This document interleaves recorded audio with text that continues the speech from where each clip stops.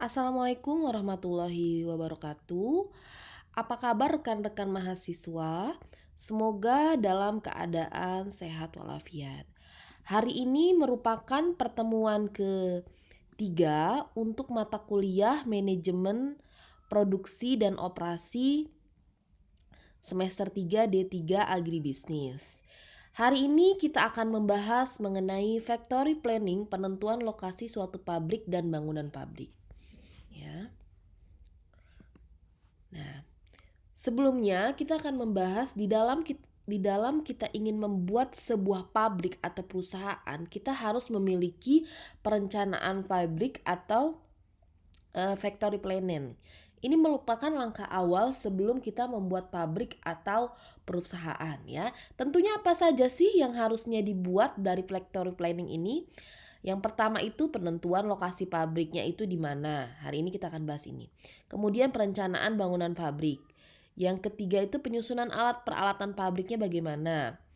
Kemudian perencanaan penerangan, suara ribut dan udara dalam pabrik ya. Untuk hari ini kita akan membahas mengenai penentuan lokasi pabrik dan perencanaan pembangunan pabrik ya. Untuk minggu selanjutnya kita akan membahas penyusunan peralatan dan perencanaan penerangan, suara ribut dan udara dalam pabrik ya. Jadi perlu diingat, perencanaan pabrik itu terdiri dari, saat kita ingin membuat perusahaan harus menentukan lokasi pabrik, kemudian perencanaan bangunan pabrik, peralatan pabrik, perencanaan penerangan, suara ribut dan udara dalam pabrik ya. Next.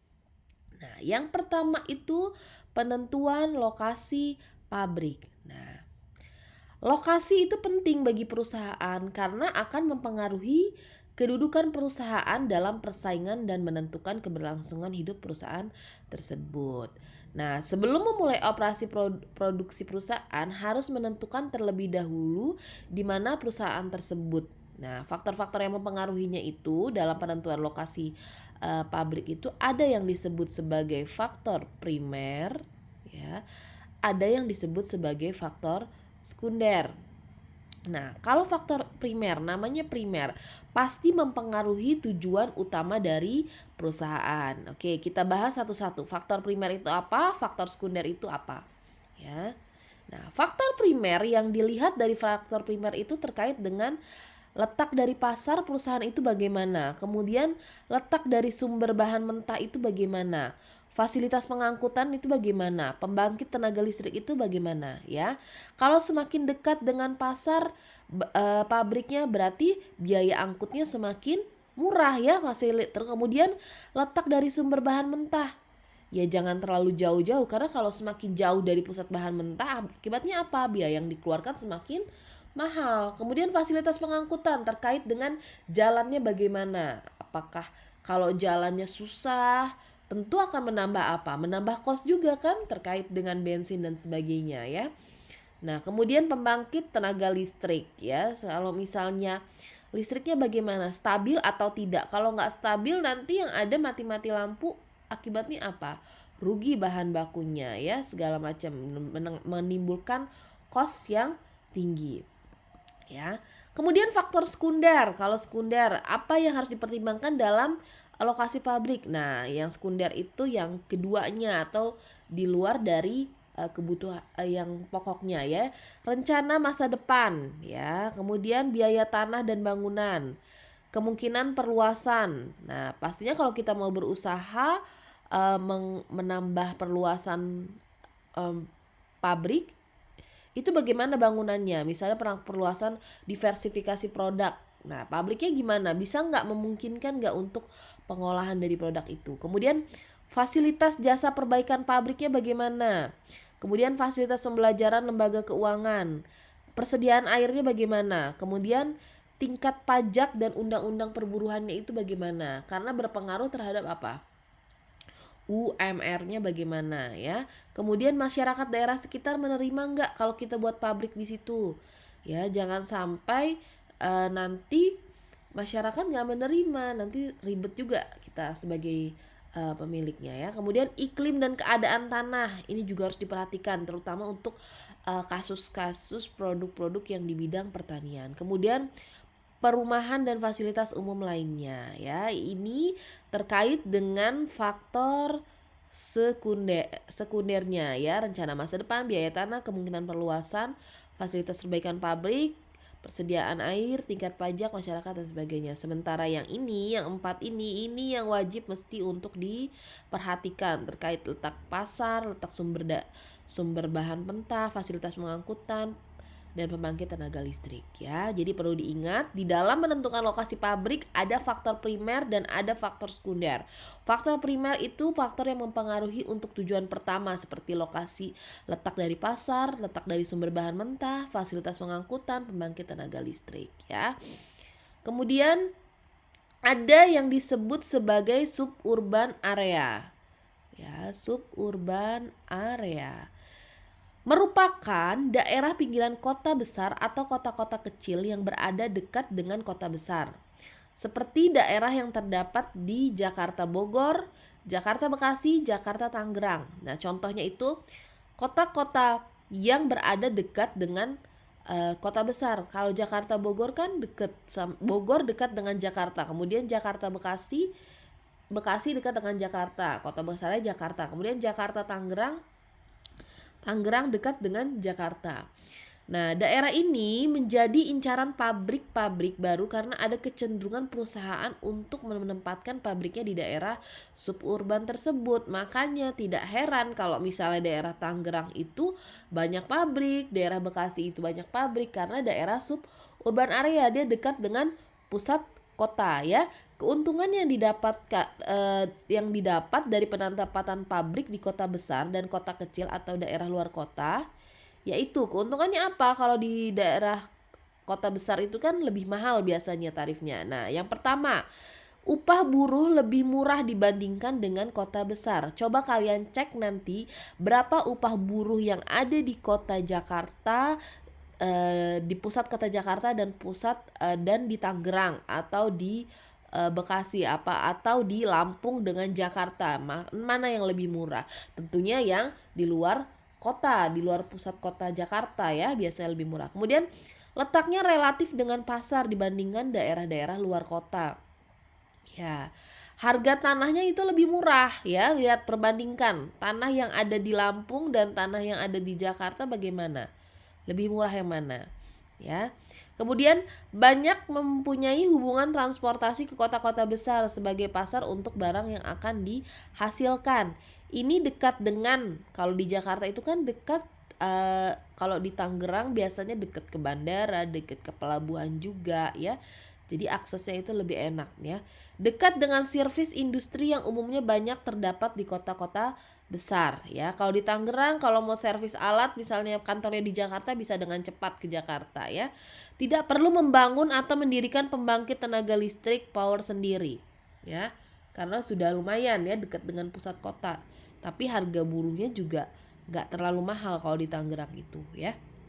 Pajak umumnya lebih rendah dari kota-kota besar ya. Lihat saja kalau misalnya kita ke pajak yang makan di pinggir selain kota Jakarta itu biasanya PPN-nya 10% ya, lebih rendah biasanya.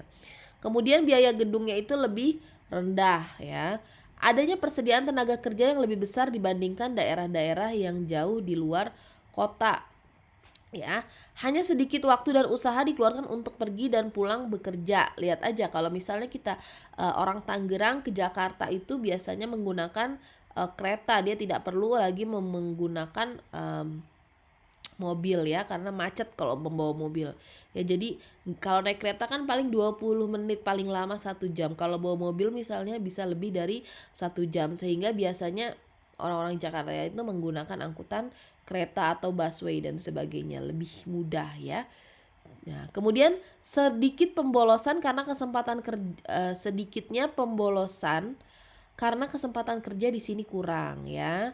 Adanya labor relation, lebih akrab aja kalau misalnya ini. Jadi nggak heran ya. Jadi suburban itu contohnya itu Jakarta merupakan kota besar. Nah, suburbannya apa? Misalnya Tangerang ke Jakarta itu kan tidak jauh. Makanya banyak pabrik-pabrik yang dibangun di Tangerang. Salah satunya ya mempertimbangkan 12 ini ya. Mempertimbangkan 12 ini. Kenapa dia tidak memperhatikan membangun pabrik di Jakarta saja. Oke. Next, tahap-tahap yang dilakukan dalam memilih lokasi pabrik.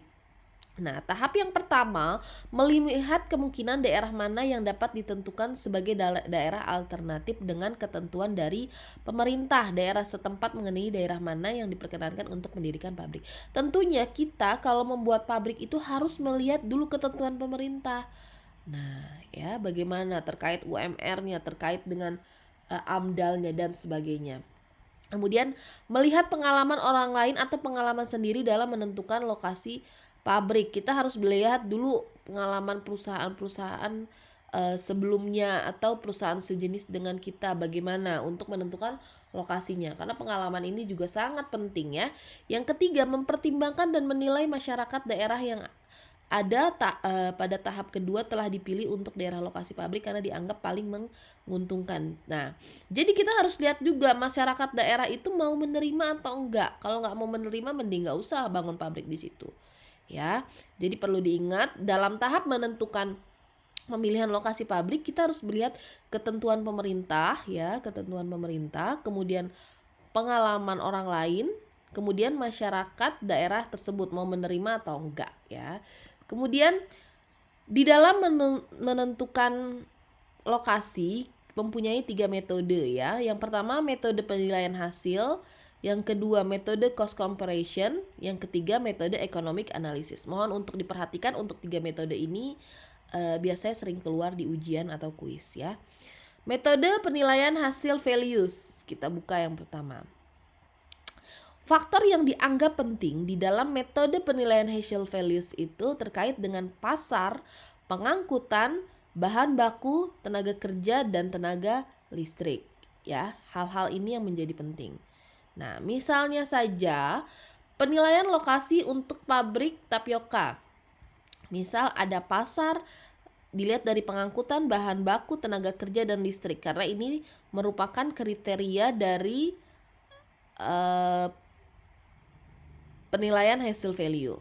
Nilai idealnya seharusnya 35 untuk pasar, pengangkutan 35, bahan baku 15, kemudian tenaga kerja 10, tenaga listrik 10, iklim 5. Ini harus sesuai standar ini ya, ketentuannya dari sananya ya, standarnya. Kemudian ada 3 kota. Ini kita menentukan lokasi pabrik, kota A, kota B, dan kota C. Ya. Nah, untuk pasar dari kota A nilainya itu 35. Ya, oke dia. Kota B 30. Nah, kota C 25, ya. Kalau misalnya kita lihat ini tentunya kita cari yang paling besar ya. Kalau lihat dari segi pasar tentunya di kota A. Kemudian kalau di pengangkutan nilai maksimalnya itu 35. Di kota A 25, kota B 25, kota C 20. Nah, jelas kalau ini tetap kita pilih ke kota antara kota A dan kota B ya. Selanjutnya adalah bahan baku, nilai maksimalnya 15, kemudian ini 5 untuk di kota A, ini 12, ini 15. Kalau misalnya lihat ke sini adalah yang ditentukan adalah kota B dan kota C yang kita pilih kalau lihat bahan baku. Kemudian untuk tenaga kerja nilai maksimalnya itu harus 10. Di kota A 8, kota B 10, kota C 8. Nah, kalau lihat ke sini berarti kita memilih kota B ya. Nah, kemudian untuk tenaga listrik itu nilai maksimal 10 ya. Nah, kemudian di kota A itu 10, kota B 10, kota C 8. Nah, kalau kita melihat di sini, kita tentunya akan memilih antara kota A dan kota B, ya. Benar? Kemudian iklim 554. Nah, tetapi dari kriteria ini kita lihat lagi, kita akan menentukan penilaian hasil value. Nah, kalau hasil value kita lihat dari 5 ini. Nah, solusinya adalah kita jumlahkan saja. Kalau ini dijumlahin jadi 88. Ini 91. Ini 80. Jadi, kalau kita disuruh memilih berdasarkan penilaian hasil value, tentunya kita akan memilih yang paling besar jumlahnya, yaitu di kota mana? Di kota B ya, di kota B. Ini yang kita pilih ya. Nah, pada metode financial value, sebuah lokasi dinilai berdasarkan faktor-faktor yang dianggap penting tadi seperti yang saya bilang bagi perusahaan pabrik ya. Nah, faktor tersebut adalah pasar, pengangkutan, bahan baku, tenaga tenaga kerja, tenaga listrik, kemudian lokasi yang dipilih. Nah, yang mempunyai nilai paling tinggi setelah dijumlahkan ya. Kemudian metode perbandingan biaya. Sekarang yang kedua adalah metode perbandingan biaya. Biaya yang dipertimbangkan untuk pemilihan lokasi pabrik dibagi atas 3, yaitu biaya harga bahan, ya merupakan harga pembelian ditambah dengan transportasinya ya. Kemudian biaya pengolahan mengikuti seluruh biaya yang ditambah dan biaya-biaya yang dipertimbangkan dari item biaya-biaya gedung ya.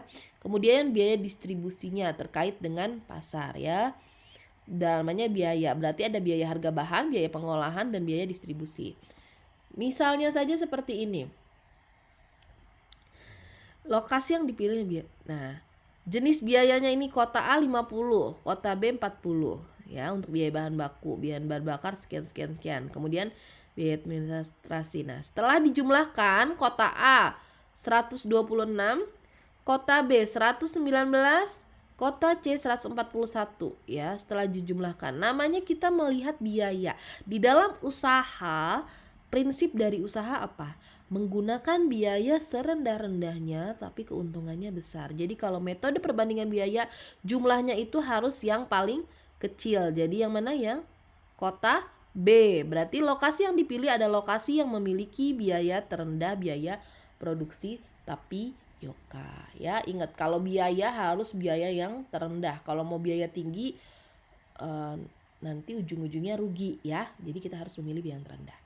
Nah, kemudian yang ketiga adalah economic analysis. Biaya operasi operating cost ini meliputi biaya sewa, biaya ongkos pengangkutan, biaya buruh, pajak, harga listrik, dan biaya lainnya termasuk biaya operasi ya. Nah, biaya ini dibuat daftarnya lalu dibandingkan untuk masing-masing alternatifnya. Dengan membuat suatu daftar mengenai hal-hal yang berhubungan dengan penentuan lokasi ini akan mempermudah untuk mengadakan perbandingan dan membantu dalam penilaian bersifat menyeluruh mengenai alternatif lokasi tersebut ya. Misalnya saja ini ada biaya sewa kota A, kota B, kota C. Ya.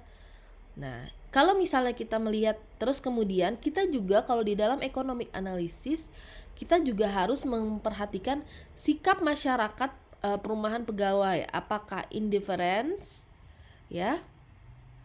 Ya, indifference itu sangat baik ya sifatnya, menghendaki cukup atau indifferent kurang.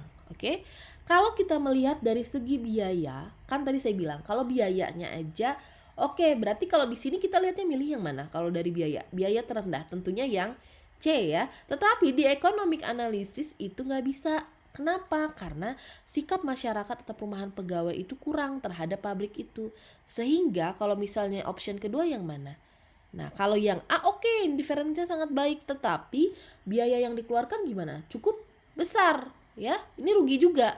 Jadi solusinya yang mana? Yang kota B, biayanya standar dan masyarakat juga cukup menghendaki adanya pabrik tersebut. Nah, saya berikan penjelasan di sini.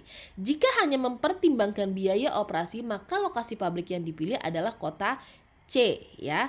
Nah, namun demikian, jika intangible, faktor yang diperhitungkan ya, memperhatikan masyarakat, lokasi yang paling baik untuk mendirikan pabrik tapioka adalah di kota B. Ini karena biaya operasinya medium, masyarakat menghendaki pabrik tersebut dan perumahan pegawai itu memadai ya, jadi di kota B ya. Kalau misalnya melihat economic analysis, kita memperhatikan juga apakah pegawai menerima atau enggak ya. Selanjutnya, yang terakhir, perencanaan bangunan pabrik. Di dalam merencanakan bangunan yang harus ditentukan bagaimana bangunan atau gedung ini dibuat, minimal harus menjawab yang pertama ya, ini. Apakah bangunan tersebut dibuat bertingkat atau tidak? Ya. Hal ini disesuaikan dengan keadaan mesin-mesin atau peralatan yang akan digunakan pabrik tersebut. Coba kalian kalau seandainya kalau survei, mungkin kalau misalnya ada kesempatan mungkin bisa survei lihat langsung, tapi kalau misalnya nggak bisa, coba kalian lihat YouTube misalnya salah satu pabrik, apakah misalnya alat-alat berat itu ditaruh di tingkat atas, di lantai atas atau di lantai bawah ya. Biasanya alat-alat pabrik itu ditaruhnya di lantai bawah, kantornya dia di atas ya. Nah, nanti dilihat coba di YouTube dan atau literatur lainnya ya. Kemudian bahan-bahan apa yang digunakan, yang kedua ini ya. Pemilihan bahan apa yang digunakan tergantung pertimbangan bahaya kebakaran, keadaan mesin dan bahan yang diolah. Nanti kalian kalau misalnya belajar bahan-bahan baku, tentunya bahan yang misalnya produk pengolahan makanan, tentunya bahan-bahan untuk pengolahan makanan akan dijauhkan dari bahan-bahan misalnya insektisida dan sebagainya yang berbahaya, karena takutnya apa, keracunan ya. Jadi lokasinya itu harus dipisahkan antara bahan-bahan produksi yang penting dengan yang bahan-bahan yang beracun gitu misalnya ya. Misalnya bahan yang penting itu di depan, kemudian untuk yang bahan-bahan beracun di luar, di dalam, kemudian untuk yang bahan-bahan beracun taruh di luar. Yang jelas tidak boleh saling bertemu antara bahan-bahan yang beracun dan tidak beracun, karena takutnya terjadi keracunan pada produknya ya. Kemudian penentuan yang ketiga adalah penentuan bentuk bangunan disesuaikan bermacam-macam proses pengolahan produksi. Tingkat kemajuan teknik bangunan, keadaan dari tanah dan biaya pembangunan gedung tersebut. Tentunya bangunan juga harus disesuaikan terkait dengan nanti cahayanya bagaimana, apakah harus banyak cahaya atau tidak, kemudian pendinginannya dan sebagainya. Oke, untuk hari ini cukup. Silahkan dilanjutkan apabila ada pertanyaan, silahkan di grup atau di forum diskusi e-learning. Silahkan untuk dilanjutkan ke praktikum hari ini. Wassalamualaikum warahmatullahi wabarakatuh.